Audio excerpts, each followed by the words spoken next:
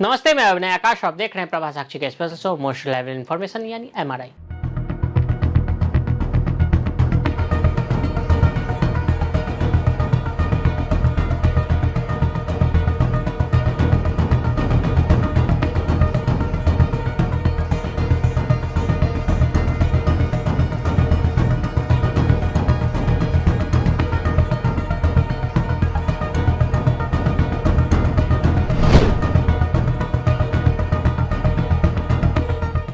एक ऐसा शब्द जो दुनिया की तस्वीर बदल देता है, सुपर पावर। जब यह शब्द सुनते हैं तो जहन में अमेरिका, रूस, चीन का नाम आता है।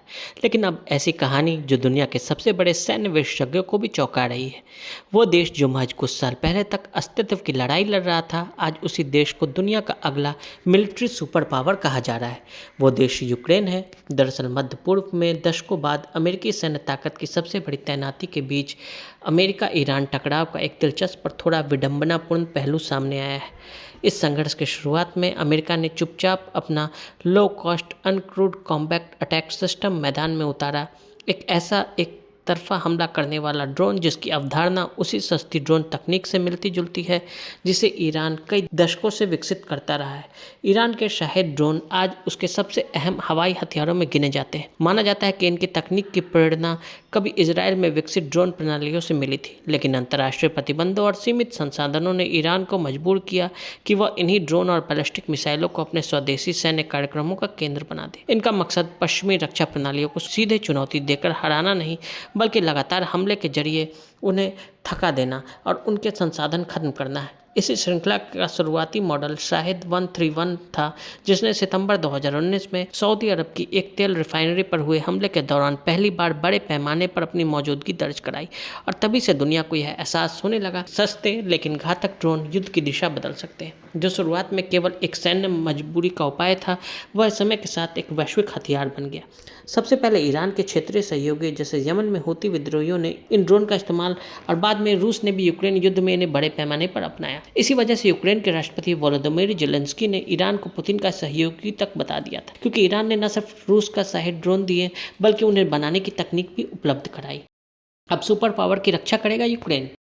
ब्रिटानिका के अनुसार सुपर पावर वो राष्ट्र है जिसे दुनिया के मंच पर नज़रअंदाज नहीं किया जा सकता है और जिसके सहयोगियों के बिना दुनिया की कोई भी बड़ी समस्या हल नहीं हो सकती। इतिहास में देखें तो अब तक केवल 2 देशों को निर्विवाद सुपर पावर का दर्जा मिला है, अमेरिका और सोवियत संघ। आज भले ही रूस, चीन, ब्रिटेन और फ्रांस को कुछ मापदंडों पर सुपर पावर कहा जाए, लेकिन अमेरिका अभी भी सबसे ऊपर है। रूस से बीते 4 बरस से जंग लड़ रहा है छोटा सा मुल्क यूक्रेन अब चर्चाओं में। यूक्रेन का कॉन्फिडेंस कहें या सुपर पावर बनने की दिशा में कदम किया। अब उसने जॉर्डन में मौजूद अमेरिकी सैन्य अड्डों की रक्षा के लिए ड्रोन विशेषज्ञ और इंटरसेप्टर ड्रोन की एक विशेष टीम भेजी है। यूक्रेन के राष्ट्रपति वोलोदिमीर जेलेंस्की ने इस बात की पुष्टि करते हुए कहा कि अमेरिका ने हाल ही में सुरक्षा सहायता के लिए अनुरोध किया था। उन्होंने बताया कि जैसे ही अमेरिका की ओर से मदद मांगी गई, यूक्रेन ने तुरंत सकारात्मक प्रतिक्रिया दी और अपने विशेषज्ञों को भेजने का फैसला किया। यूक्रेन के राष्ट्रपति ने क्या कहा? राष्ट्रपति वोलोदिमीर जेलेंस्की ने पत्रकारों से कहा कि वे ईरानी ड्रोन को मार गिराने की विशेषज्ञता साझा करेंगे। यूक्रेन को रूस द्वारा दागे जाने वाले ईरानी डिज़ाइन के शाहिद हमलावर ड्रोनों के रात्रिकालीन हमलों का सामना करना पड़ता है। रूस तेहरान का सहयोगी है। यूक्रेन का कहना है कि इन हमलों को नाकाम करने में यूक्रेन के पास अद्वितीय विशेषज्ञता है। AFP समेत पत्रकारों को भेजे गए ऑडियो संदेश में जेलेंस्की ने कहा कि इन समझौतों के अनुसार हमें जिन पहले 3 देशों को ये ड्रोन भेजे हैं वे कतर, संयुक्त अरब अमीरात और सऊदी अरब हैं। उन्होंने आगे कहा कि बड़े पैमाने पर शाहिद ड्रोन को मार गिराने के मामले में आज केवल यूक्रेनी अनुभवी वास्तव में मददगार साबित हो सकता है। उनका इशारा रूस द्वारा इस्तेमाल किए जाने वाले ईरानी डिजाइनर के ड्रोनों की ओर था। उनके संचार सलाहकार ने पत्रकारों को यह भी बताया कि यूक्रेनी विशेषज्ञों को जॉर्डन में एक अमेरिकी सैन्य अड्डे पर तैनात किया गया। हालांकि उन्होंने इसके बारे में कोई विस्तृत जानकारी नहीं दी। जेलेंस्की ने खाड़ी देशों में अमेरिकी सहयोगियों से यूक्रेनी ड्रोन इंटरसेप्टर के बदले में बेहद जरूरी हवाई रक्षा प्रणाली सौंपने का आह्वान किया। मिलिट्री सुपर पावर के 5 मुख्य मापदंड। पहला, ग्लोबल पावर प्रोजेक्शन, यानी दुनिया के किसी भी कोने में अपनी सैन्य ताकत तैनात करने की क्षमता। अमेरिका के पास दुनिया भर में 800 से ज़्यादा सैन्य अड्डे हैं, 11 परमाणु संचालित विमान वाहक पोत हैं और हजारों विमान व टैंकर हैं। अब यूक्रेन की बात करें तो ये वो देश है जिसकी नौसेना को 2014 में क्रीमिया पर कब्जे और 2022 में रूसी आक्रमण के दौरान लगभग नष्ट कर दिया गया था।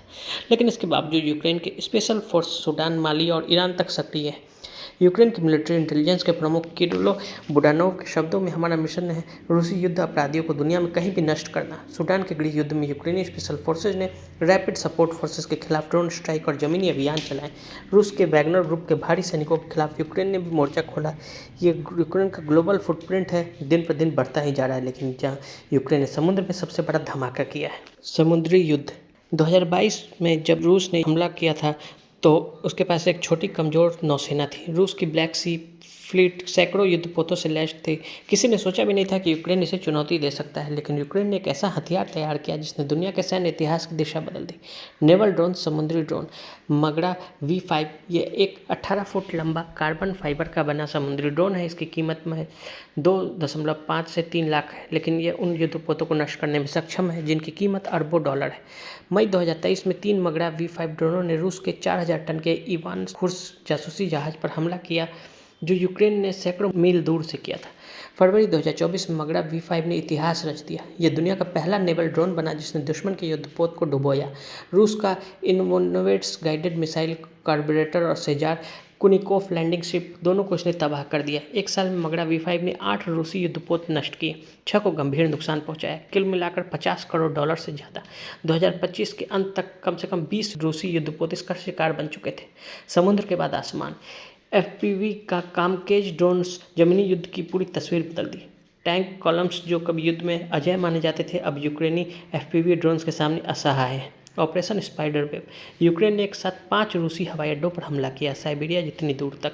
नष्ट हुए रूस के स्ट्रेटेजिक लॉन्ग रेंज बम्बर्स, ट्रांसपोर्ट और एक इवेक्स टाइप रिक्सेंस एयरक्राफ्ट। ये हमला हुआ सस्ते क्वाड्रकोप्टर ड्रोन से। इन ड्रोन्स के पुर्जे रूस में चुपके से स्मगल किए गए, वहाँ उन्हें असेंबल किया गया। अमेरिका ने गुप्त रूप से शायद 136 ड्रोन की तकनीक को रिवर्स इंजीनियरिंग के जरिए समझा। युद्ध के मैदान में सस्ते लेकिन बड़े पैमाने पर किए गए ड्रोन हमलों की सफलता से अमेरिका भी चौंक गया। इसके बाद अमेरिका ने गुप्त रूप से शायद 136 ड्रोन को हासिल कर उनकी तकनीक विश्लेषण करने की कोशिश की।